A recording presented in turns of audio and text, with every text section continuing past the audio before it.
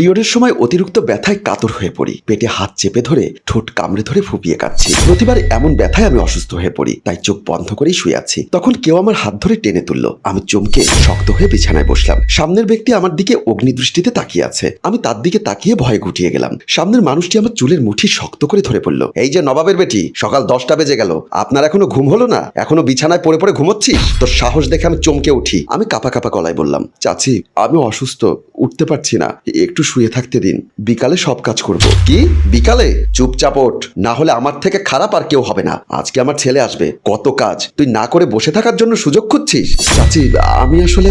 ওঠ, তোর কোনো অজুহাত আমি শুনছি না, তাড়াতাড়ি কাজে লেগে পড়। কতদিন পর আমার ছেলে আসছে বিদেশ থেকে, কত কাজ পড়ে আছে। চাচি কথাগুলো বলতে বলতে চলে গেল। আমি চুলের মধ্যে এক হাত দিয়ে চোখের জল ফেলছি, চোখ বন্ধ করে একটা দীর্ঘশ্বাস ফেললাম। উঠতেই পারছি না, কাজ করব কি করে? তারপরও অনেক কষ্ট করে আমি দুর্বল শরীর নিয়ে উঠে দাঁড়ালাম। রুম থেকে বের হয়ে গেলাম, রান্নাঘরে ঢুকে হাঁড়ি পাতিলগুলো ধুতে লাগলাম। খাবার টেবিলটা ভালো করে মুছে ফেললাম, ওয়াশরুমটা পরিষ্কার করছি। ব্যথায় চোখ বেয়ে জল গড়িয়ে পড়ছে, কিন্তু দেখার মতো কেউ নেই পাশে। যার মা বাবা নেই সে তো এভাবেই থাকবে। চাচি তো তাও আমাকে বাসায় রেখেছে, তাও তো অনেক। তাদের কথা না শুনলে আমাকে টর্চার তো করবেই। পেটের সাথে এখন মাথাও ব্যথা করছে।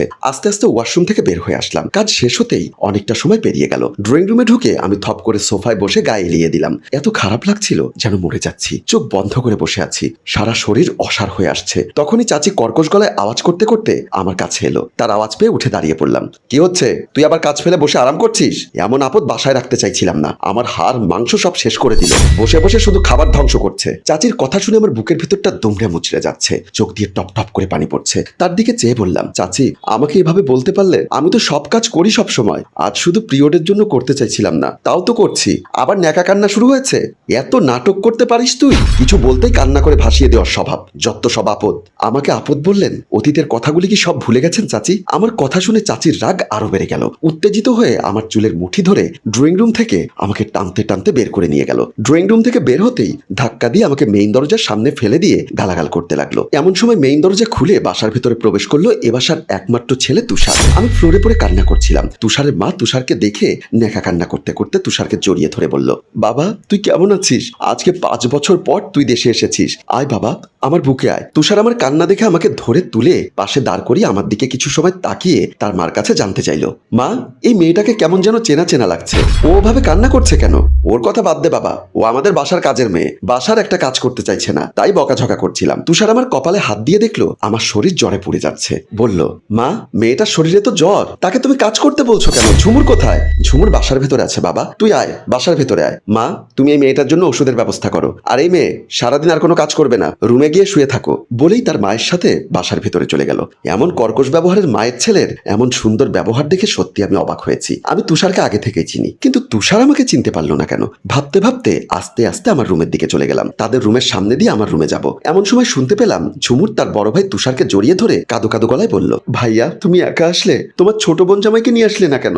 তাহের আরো 2 মাস পর ছুটি পাবে, তখন আসবে। ভাইয়া চলো, আগে হাত মুখ ধুয়ে কিছু খেয়ে নিবে, আমি এখন কিছু খাবো না। মা বাসায় কি জ্বরের ওষুধ আছে নাকি আমি নিচ থেকে নিয়ে আসবো? ভাইয়া জ্বরের ওষুধ দিয়ে কি করবে? তোমার কি জ্বর হয়েছে নাকি? আরে আমার কিছু হয়নি, বাসায় ঢোকার সময় দেখলাম আমাদের বাসায় কাজ করে ওই মেয়েটার প্রচন্ড জ্বর, মা উল্টো ওর সাথে বকাবকি করছে, তাই ওর জন্য জ্বরের ওষুধ কেনার কথা বলছিলাম। ও তুমি লিলির কথা বলছো? লিলি মেয়েটা তো কেমন জানি পরিচিত মনে হলো, নামটাও তো অনেক পরিচিত লাগছে। ভাইয়া তুমি কি ওকে চিনতে পারোনি? রফিক চাচার মেয়ে। রফিক নামটি শুনতেই তুষার চমকে উঠলো, কাপা কাপা গলায় বলল, রফিক চাচার মেয়ে আমাদের বাসায় কাজের মেয়ের কাজ করে? এ তো অবাক হওয়ার কি আছে? রফিক চাচার মেয়ে আমাদের বাসায় কেন কাজ করবে? ওর ভাগ্য খারাপ সেজন্য আমাদের বাসায় কাজ করে। তোর এত কিছু ভেবে দরকার নেই, ফ্রেশ হয়ে খেতে চল। ঝুমুর তোরা এটা কি করেছিস? রফিক চাচা মারা গেছে, তার মেয়েকে দিয়ে আমাদের বাড়ির কাজ করাচ্ছিস? আমি কিছু জানি না ভাইয়া, যা করার মা করেছে। তুষার মামা বলে তার বোনের রুম থেকে বের হয়ে গেল। আমার কষ্ট হলেও আমি আড়ালে দাঁড়িয়ে দেখতে লাগলাম তুষার তার মায়ের রুমে প্রবেশ করেছে। মা তুমি কি ভুলে গেছো আজ আমাদের এই উন্নতির পেছনে একমাত্র অবদান হচ্ছে রফিক চাচার, আর তুমি সেই রফিক চাচার মেয়ে লিলিকে আমাদের বাড়ির কাজের মেয়ে বানিয়েছো? তুমি কি ভুলে গেছো তোমার অতীতের কথা, আমার অতীতের কথা? ওসব অতীত নিয়ে পড়ে থাকলে চলবে না। ওর বাবা মরে যাবার পর ওদের সব সম্পত্তি নিলামে উঠেছে, আমি ওকে আমাদের বাসায় আশ্রয় দিয়েছিলাম, নিরাপদে রেখেছিলাম। তার মানে এই নয় যে সারা জীবন বসিয়ে বসিয়ে খাওয়াবো। মা তোমার মুখে এ কথা মানায় না। তোমার কি মনে আছে আমার বাবার বন্ধু রফিক মাতবরের কাছে তুমি আমাকে কেন নিয়ে গিয়েছিলে? মনে আছে তোমার? মনে না থাকলে একবার তোমাকে স্মরণ করিয়ে দিচ্ছি। ভাবি এতদিন পর আপনারা আমার বাসায় এসেছেন, আমার খুব ভালো লাগছে। আমার বন্ধু অনেকদিন হলো মারা গেছে, আপনাদের সাথে তেমন একটা যোগাযোগ নেই। আসলে আমারই ভুল হয়েছে, আপনাদের সাথে যোগাযোগ করতে পারিনি। না তাতে কোনো সমস্যা নেই। সমস্যা আছে ভাবি, আপনার স্বামী আমার সবচেয়ে কাছের বন্ধু ছিল, ও আমাকে খুব ভালোবাসতো, কিন্তু ব্যবসায়িক অনেক সমস্যার কারণে আপনাদের খোঁজ খবর নিতে পারিনি। এবার বলুন ভাবি, আপনারা কেমন আছেন? বেশি ভালো নেই ভাই, ওর বাবা মারা যাবার পর অনেক আর্থিক প্রবলেমের মধ্যে আছি। আপনি যদি ওর একটা চাকরির ব্যবস্থা করে দিতে পারতেন তাহলে হয়তো দুবেলা দুমুঠো ডাল ভাত খেয়ে বেঁচে থাকতে পারতাম। এমন সময় লিলি নাস্তার ট্রে নিয়ে প্রবেশ করলো, সবাইকে সালাম দিয়ে নাস্তার ট্রেটা টি টেবিলের উপর রাখলো। আমার একটা মাত্র মেয়ে ভাবি। মাশাল্লাহ, আপনার মেয়ে তো অনেক ভদ্র নম্র, দেখতে অনেক সুন্দর। তা বাবা, তুমি কি দেশে কিছু করবে নাকি বাইরে যাওয়ার কোনো ইচ্ছা আছে? আমার কাছে আসলে কোনো টাকা পয়সা নেই, দেশেও কিছু করতে পারবো না, দেশের বাইরে যাওয়া তো অসম্ভব। অসম্ভব বলে কোনো কথা নেই, আমি তোমাকে ইউরোপের যে কোনো একটা ভালো দেশে পাঠিয়ে দিব, ভালো চাকরির ব্যবস্থা করে দিব। আশা করি তুমি সেখানে মাসে ভালো টাকা ইনকাম করতে পারবে। অসংখ্য ধন্যবাদ ভাই, আমাদের এই দুর্দিনে আপনার এই উপকারের কথা আমি চিরদিন মনে রাখবো। কিন্তু মা, তুমি মনে রাখোনি, তুমি রফিক চাচার উপকারের কথা মনে রাখোনি। তুষার ভাইয়ের মুখে এমন কথা শুনে প্রচন্ড কষ্টের মধ্যেও স্বস্তির একটা নিঃশ্বাস ছাড়লাম। অনেকটা খুশি হয়ে মুখে হাসি ফুটলো আমার। তুষারের মা চিৎকার করে বলল, কবে কে কি করেছে তা মনে রাখার দরকার কি? মা, পৃথিবীতে তোমার মতো অকৃতজ্ঞ দ্বিতীয় একজন আছে কিনা আমার সন্দেহ আছে।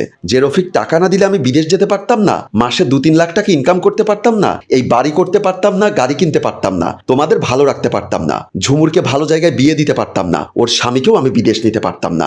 এত ভালো থাকার পরও সেই মানুষটার মেয়েকে তুমি আমাদের বাড়ির কাজের মেয়ে বানিয়েছো, এটা তো আমি মানতে পারবো না। বলেই তুষার তার মায়ের রুম থেকে বের হয়ে আসলো। রুম থেকে বের হয়েই আমার নাম ধরে ডাক দিতে লাগলো। আমি চমকে উঠলাম, ব্যথায় কাতরাতে কাতরাতে আস্তে আস্তে তার সামনে এসে দাঁড়ালাম। তিনি আমার দিকে তাকিয়ে পা থেকে মাথা পর্যন্ত দেখলেন, তারপর আমার হাতটি ধরে বলল, আমাকে তুমি বিয়ে করবে? কথাটি শোনা মাত্রই আমি যেন নিস্তব্ধ হয়ে গেলাম, ফ্যাল করে তার দিকে তাকিয়ে রইলাম। তার মা রুম থেকে বের হয়ে হুঙ্কার ছেড়ে বলল, অসম্ভব মা, এই পৃথিবীতে অসম্ভব বলে কোনো শব্দ নেই। তোমাকে আমাকে রাস্তায় থাকতে হতো, কিন্তু ওর বাবার কারণে আজ তুমি মাথার উপর একটা ছাদ পেয়েছো। ওর বাবার মানবিকতার কারণে আজ দুবেলার জায়গায় 5 বেলা ভালো মন্দ খেতে পারছো। আমি তোমার গর্ভে জন্মগ্রহণ করতে পারি, কিন্তু তোমার মতো অকৃতজ্ঞ নই। তাই আমি সিদ্ধান্ত নিয়েছি আমি লিলিকে বিয়ে করব। এমন সময় ঝুমুর পাশে এসে দাঁড়িয়ে বলল, ভাইয়া তুমি এসব কি বলছো? এই বাড়ি আমার, এই বাড়ির প্রতিটা মাল জিনিসের অর্থ আমার পরিশ্রমের টাকা দিয়ে কেনা। তাই এই বাড়িতে আমি বউ করে কাকে নিয়ে আসবো, কাকে নিয়ে সংসার করব, সেটা একান্ত আমার ব্যক্তিগত ব্যাপার, তুই কোনো নাক গলাবি না। বলেই আমার হাত ধরে মেইন দরজার দিকে পা বাড়ালো। তুষারের মা বোনও তুষারকে ডাক দিয়ে তার পিছু নিল। আমার হাত ধরে তুষার মেইন দরজা থেকে বের হবে, এমন সময় তার মা বোন পাশে দাঁড়িয়ে তার মা বলল, এটাই কি তোর শেষ সিদ্ধান্ত? আমি কাজী অফিসে যাচ্ছি লিলিকে নিয়ে, বিয়ে করে বাসায় ফিরে তোমাদেরকে জানাবো আমার আসল সিদ্ধান্ত। হায় রে তুষার, তোকে কত কষ্ট করে আমি মানুষ করেছি, নিজে না খেয়ে তোকে খাইয়েছি, আর আজকে একটা মেয়ের জন্য তুই আমাকে অকৃতজ্ঞ বলছিস, আমার কথা শুনতে চাইছিস না? মা, ইমোশনাল কথা বলে তুমি আমাকে আমার পথ থেকে সরাতে পারবে না। আমি মনে করছি এই মুহূর্তে আমার ঋণ শোধ করা দরকার। লিলিকে বিয়ে করে আমি আমার ঋণ শোধ করব, কারণ ওর বাবার কাছে আমি চিরঋণী হয়ে আছি। ঝুমুর বলল, মা, ভাইয়া কিন্তু মিথ্যা কিছু বলেনি, তুমি আসলে শুরুতেই অনেক অন্যায় করেছো। লিলি যখন আমাদের বাসায় এসেছে তখন থেকে তুমি রফিক চাচার অবদানের কথা ভুলেই গেছো। ভাইয়া চল, আমিও তোর সাথে কাজী অফিসে যাব। আমরা দরজা থেকে বের হব, এমন সময় তুষারের মা কান্না করতে করতে বলল, ঠিক আছে ঠিক আছে, আমি আমার ভুল বুঝতে পেরেছি। বিয়ে যখন করবি তখন এভাবে বিয়ে করলে আত্মীয় স্বজনেরা সবাই খারাপ বলবে। ঝুমুর, লিলিকে নিয়ে বাসার ভিতরে যা, আমি আত্মীয় স্বজন সবাইকে দাওয়াত দিচ্ছি।